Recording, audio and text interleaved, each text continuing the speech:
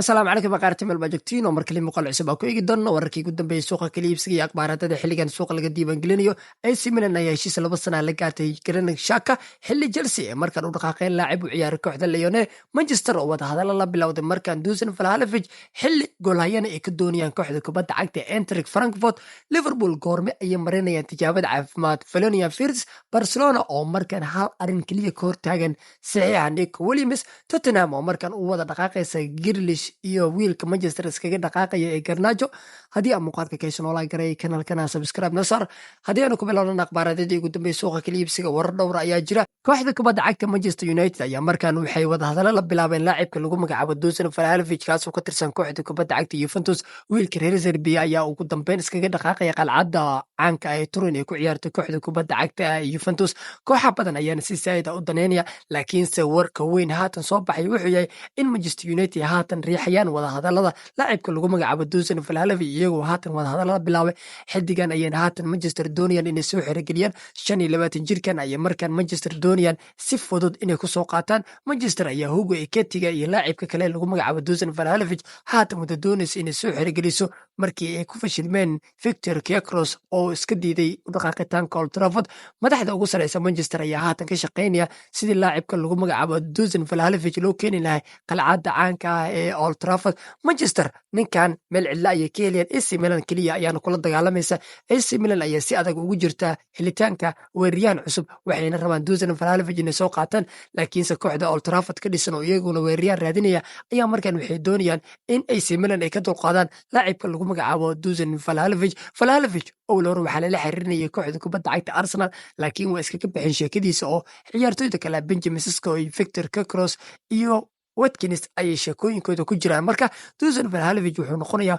weeraryahan Manchester United ee markan balaan cidlaha ay ka heli karaan kaliya waxay kula dagaalamayaan kooxda kubadda cagta AC Milan ku darso qiimo jaban ayaana laacibka lagu helayaa dhinaca kale tana kooxda Manchester United ayaa markan waxay raadinayaan goolhaye u bedeli lahay onana ayay rabaan inay iska diraan waxayna rabaan goolhayaha lagu magacaabo Santos kaas oo u ciyaara kooxda kubadda cagta Eintracht Frankfurt inay soo xirigeliyaan goolhayahan cajiibka ee kooxda Frankfurt ayaa soo jiidanaya indhaha kooxa badan oo qaaradda Yurub kooxa Premier League ka dhisan sida Manchester Newcastle iyo kuwa kale ayaana aad u doonaya goolhayahan shabaq u ilaaliya kooxda kubadda cagta ee Eintracht Frankfurt dhinaca kale tana akhbaaraadada haatan soo baxay waxay sheegaan laacibka lagu magacaabo Florian Wirtz oo haatan ku biiray kooxda Liverpool markan waxaa la rabaa in tijaabada caafimaad la marsiiyo laacibkana lasoo bandhigo kooxda kubadda cagta Liverpool ayaa haatan qorsheynaysa wiilka ay ka soo bixiyaan lacagaha gaariga 116 bilyan in maalinta Jimcaha ee tijaabada caafimaad mariyaan wararka ayaana haatan inta ku dariya in laacibkan maalinta lasoo bandhigi doono tijaabada caafimaad la marinayo marka Liverpool tijaabada caafimaad waxay marinayaan laacibka lagu magacaabo Florian Wirtz maalinta Jimcaha marka maalinta Jimcaha ninka tijaabada caafimaad ayuu maraya waana lasoo bandhigaya marka Florian Wirtz waa laacib Liverpool sheekadiisana markaa way soo xirantaba dhanka kaleetana kooxda ka dhisan qalcadda Stamford Bridge ayaa aad iyo aad u baadagoobaysa ciyaartoyda ka ciyaarta garbaha weerarka haatan laacib daayar ah oo u ciyaara kooxda kubadda cagta Olympic Lyon ayaa markaan doonayaan kooxda oo hogaamiya macalinka lagu magacaabo Enzo Maresca inay soo xirigeliyaan xidigan ayaana lagu magacaabaa Fofana ayaa lagu magacaabaa laakiin magaciisa kaleeto waa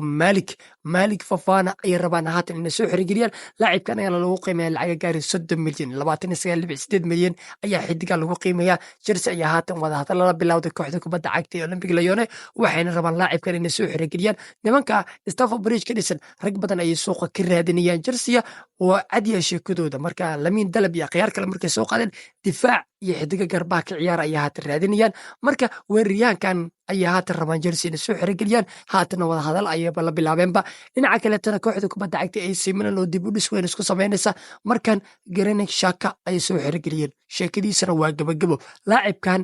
haatan si bilaash ayuu ugu soo biiraya kooxda kubadda cagta ee AC Milan isagoo markaan 2 sano heshiisa la gaaray wiilka lagu magacaabo Granit Xhaka ugu dambeyn wuxuu noqonayaa laacib kooxda kubadda cagta ee AC Milan sheekadiisana markaan way soo xirmaysaa kooxda AC Milan xidiga badan oo qalbada dhexe ka ciyaar ay doonayaan Granit Xhaka qayb ayuu ku yahay haatan sheekadiisa waa gabagabo 2 sano heshiisa ayuu qaninka ugu duugay sanad dheeriyana waa lagu darsan karaa waa optional ama waa mid furanba marka kooxda kubadda cagta AC Milan bedelka Regenders markan waxay soo xirigelinayaan ninka lagu magacaabo Granit Xhaka kaasoo hore ugu soo ciyaaray kooxda kubadda cagta ee Arsenal haatanna wuxuu ninkan joogay waqti fiican ku qaadanaya qalcadda Bay Arena ee ay ku ciyaarto kooxda Bayer Leverkusen laakiinse sheekadii way soo dhamaatay laacibkan wuxuu ku biirayaa markan kooxda kubadda cagta ee AC Milan dhinaca kaleetana sheekada Nico Williams iyo Barcelona Barca waxay rabaan inay soo xirigelin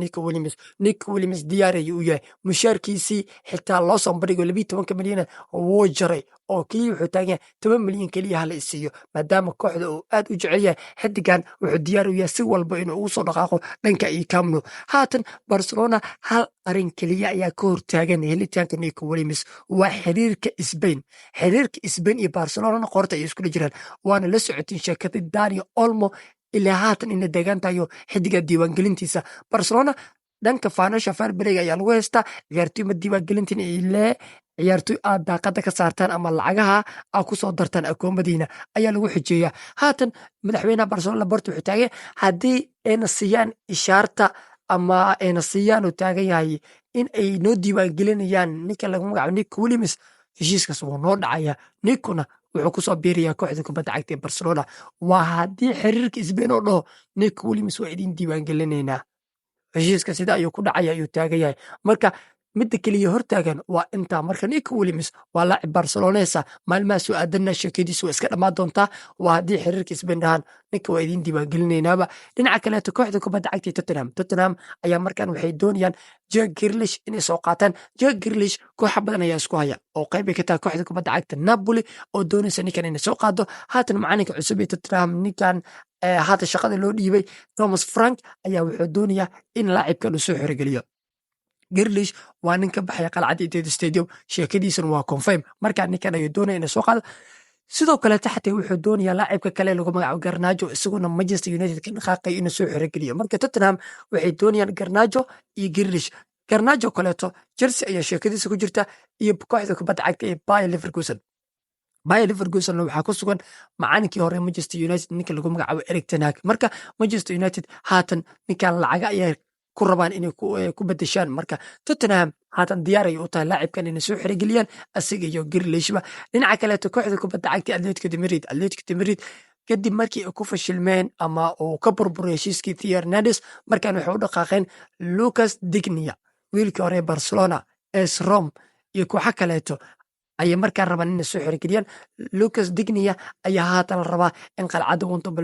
Wanda Multiplicaner la keeno ninkan ayay rabaan dambeedka bidix inay ka ciyaarsiistaan marka kooxda kubadda cagta ee Atletico de Madrid haatan waxay ka shaqaynayaan sidii ninka lagu magacaabo Digne ay ku soo qaadi lahaayeen waan arki doonaa sheekooyinka wixii ka soo kordha haddii aan muuqaalkeyshan oo la garay kanalka subscribe nasor goodbye